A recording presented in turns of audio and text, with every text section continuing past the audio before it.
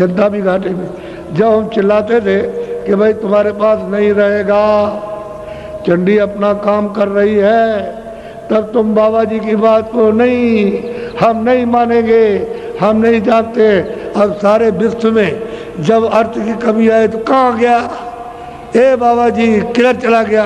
अब बाबा जी से पूछो तो बाबा जी उसके बाद बतरा भी 5 वर्ष हो गए बैठे। यहाँ पूछ लो, यहाँ पूछ लो आकर तो चला गया। सब देश गरीब हो गए। तुम नहीं जानते हो चंडी का हाल कि वो क्या करती है? पहले क्या करेगी? गरीब बनाएगी,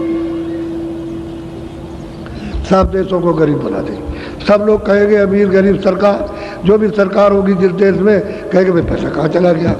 उसके बाद में अन्न की कमी करेगी। अब सुन लीजिए 3 ही आंकड़े हैं।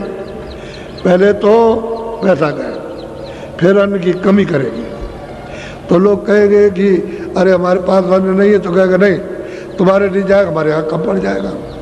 समझ गए? अगर ज़्यादा हुआ तो दे दिया, और तो फिर उसके यहाँ भी कम।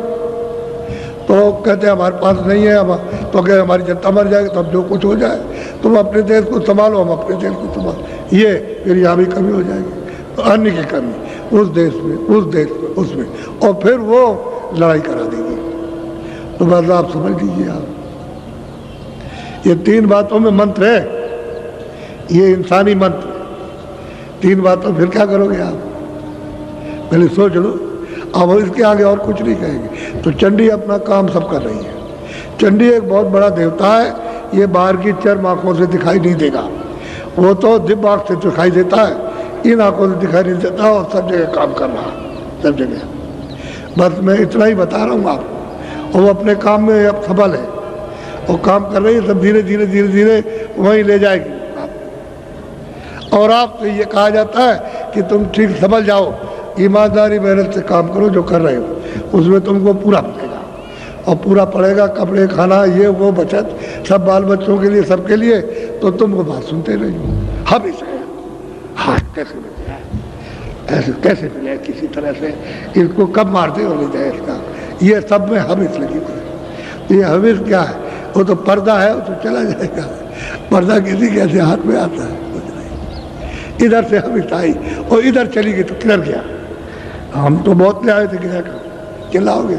चिल्लाते ही वो किधर चला गया? ऐसे ही तो हविस है, हविस मार दे रही। तो इसलिए मेहनत ईमानदारी से करो, मालिक बरकत देगा। और बरकत में बढ़ोतरी। बरकत माने बढ़ोतरी, ये परमार्थ की और स्वार्थ की, शारीरिक ये जो सामान है शरीर रक्षा के लिए, उसकी बढ़ोतरी, यानी ईमानदारी मेहनत से काम में, और आध्यात्मिक भजन में बढ़ोतरी। और तुमने ईमानदारी मेहनत तो इसके लिए कुछ नहीं, परमार्थ के तो कुछ हो ही नहीं सकता। वो तो ईमानदारी और मेहनत पर मुकर्रर है, वो तो आपको बनना ही पड़ेगा। ऐसा नहीं। तो हमने आपको संक्षेप में सब बात बताई और ये सुनाया कि हमने कहा था कि आपको स्त्रियों का भी सुना देंगे। तो स्त्रियाँ तो बहुत हैं, अब किस किस का नाम लेके सुनाया जाए? ऐसे ही सबने प्राप्त किया और पुरुषों ने भी प्राप्त किया। अब कबीर दास का अलग है, उन्होंने अलग लोगों को पहुंचाया।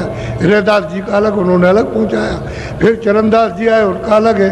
तमाम महात्मा आए पूरे, और उन्होंने जीवात्माओं को जगा के पहुंचाया। ऐसा नहीं। ये इधर राधा स्वामी, तो राधा कहते हैं सूरत को, स्वामी नाम मालिक का। असली चीज तो ये है। तो वो भूल जाए तो कोई क्या करेगा? नानक जी भूल जाए तो कोई क्या करेगा? अगर नानक ने कुछ कहा और किताब पढ़ने वाले भूल गए तो नानक का क्या दोष है? वो तो उस समय पर सब बता रहे थे। तो राधा कहते हैं सूरत को, और सीता कहते हैं सूरत को, और जीवात्मा को कहते हैं रूह को, सोल को कहते हैं। और आप कुछ का कुछ समझाओ तो कोई क्या करेगा? अरे राधा सूरत, उस मालिक को उसने प्राप्त किया तो राधा के स्वामी, राधा स्वामी यही है। सीता के स्वामी तो मतलब कि सीताराम असली चीज ये, उसको राम भी वर्णन किया, उसको अनाम भी वर्णन किया, उसको स्वामी भी वर्णन कर दिया। अब आप उसको न समझो, उल्टा अर्थ की इधर स्त्री होगी तो ये पुरुष नहीं है, सूरत स्त्री है और वो पुरुष है।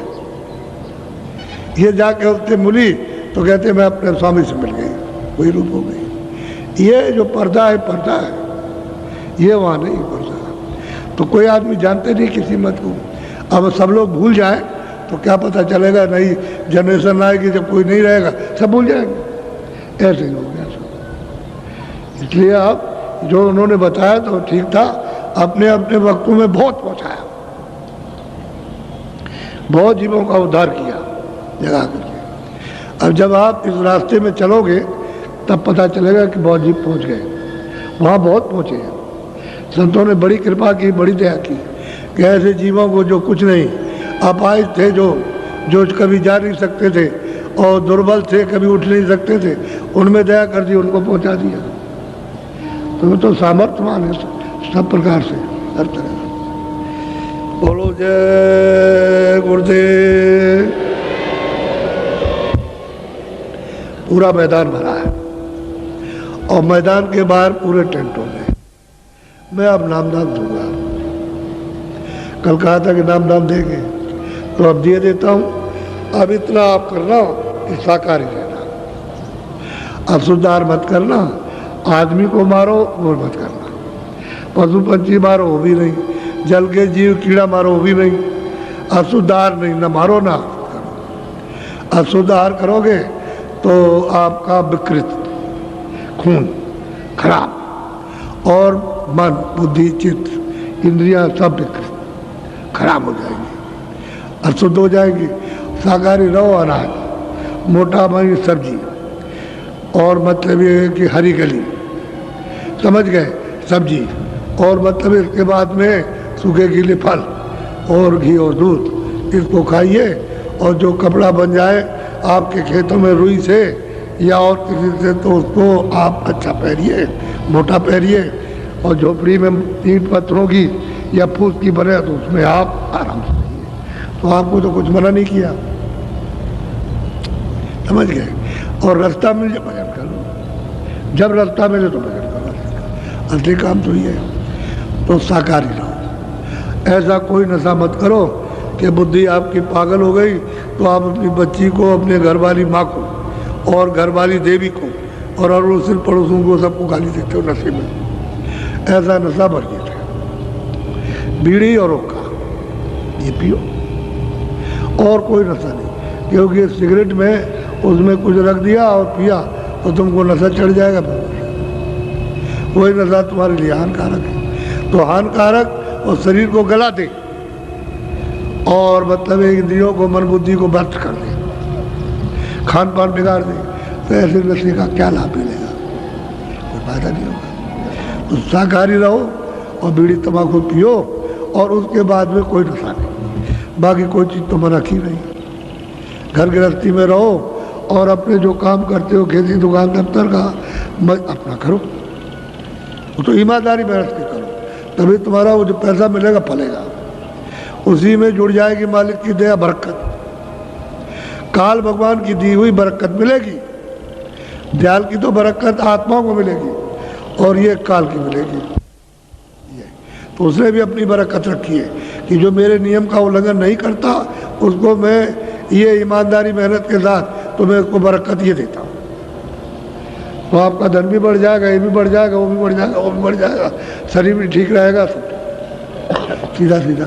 और ईमानदारी मेहनत से और मोहम्मदता हटाओगे तो महापुरुष फिर आत्मिक बरकत देंगे, तो उससे रोज बढ़ते चलोगे, अंदर की आँख खोलेगी, बढ़ते जाओगे, चलते जाओगे, देखते जाओगे और धीरे धीरे सब देख करके अपने घर पहुँचोगे, उसमें भी बरकत मिलेगी। ये बात है। तो आप दो चीज़ों का ध्यान रखना, आज से नामदान जो लेगा वो ये दो चीज़ें नहीं करेगा, अशुद्ध आहार नहीं करेगा, शुद्ध करो और नशा नहीं, बाकी तो मैंने कुछ नहीं कहा। साधु तो मैं बनाता नहीं, मेरे यहाँ कोई साधु नहीं है, बना बनाया आया उससे कहता हूँ घर बार छोड़ आए तो मैं भजन कर लूँ अगर, और लेकिन यहाँ नहीं, वहाँ दूसरी जगह पर कहीं भजन करो और भिक्षा ले आना, झोली ले लेना, एक एक रोटी मांग लेना, और रोटी एक खाओगे दिन में, जब भूख नहीं लगेगी एक खाओगे तो बहुत है, 7 दिन में 7 रोटी एक ले आओ, एक दिन में 7 दिन कहीं मत जाओ, रोटी खा लो, अपना भजन करो। अब भजन कर लो। इनको कहता हूँ दफ्तर का काम, खेती का काम, दुकान का काम, शाम को बच्चों की सेवा, और उसके बाद में तुम थोड़ा समय भजन में दो तो उतने में तुम्हारा काम हो जाएगा। अब देख लीजिए उनका दिन भर भजन और इनका इन कामों के बाद इतना समय, 1 घंटे का 1.5 घंटे का बस, इतने में तुम्हारा काम बनेगा। अब इतनी सुविधा आपके लिए और उनको दिन भर रगड़ा और भिक्षा करेंगे और नहीं, धोखा नहीं देंगे किसी को। रोटी बनाई ले आओ और देख लो कि कब बनाती है, दिन में बनाती है तो एक रोटी मांग ले आओ, शाम को तो दिक्कत होगी, दिन में मिल जाएगी। क्योंकि दिन में आदमी चला जाता, घर में देवियाँ रहती हैं तो बने बनाई रोटी एक उठा के दे देंगे, आप सुविधा रहेगी। तो मैं कोई उनको ये नहीं कहता हूँ कि तुम घर गृहस्थी में चले जाओ फिर शादी करो, या शादी किए छोड़ आए तो बहुत दिन हो गए तो मत जाओ भजन कर लो, लेकिन यहाँ हमें सबने दूसरी जगह बैठक करो, तरीका आपको बताता। अब मैं आपको नामदान देता हूँ, ये दीक्षा है, मंत्र। पहले लोग मंत्र और दीक्षा देते थे, अब ये दीक्षा मंत्र नहीं है, ये नामदान है, आत्म धन का दान। तो ये आप किसी को बताने, दीक्षा ली हुई किसी को बताया नहीं जाता, मंत्र लिया हुआ किसी को बताया नहीं जाता। तो जो कुछ भी आपको बताया जाए बताना नहीं। अगर तुमने ये बताया तो वो तुमको बेवकूफ़ और पागल और 10 बुरी बात कहेगा, तो तुमको क्रोध आ जाएगा, तो तुम तो आए थे कुछ लेने, वो फेंक दिया आपने। ऐसा नहीं, अपना चुपचाप रहो। तो जो बताया जाए वो चुपचाप रखो। फिर जो अंदर का भेद बताया जाए, जो स्मरण ध्यान भजन, वो अपना चुपचाप करो। जब आपको कुछ मिलने लगे, आँख खुलने लगे देखने लगो, कान खुलने लगे सुनने लगो, रस और आनंद आने लगे, तो किसी से कहना नहीं। अगर तुमने किसी से कह दिया कि मैं ये देखता हूँ ये सुनता हूँ, तो बंद हो जाएगा।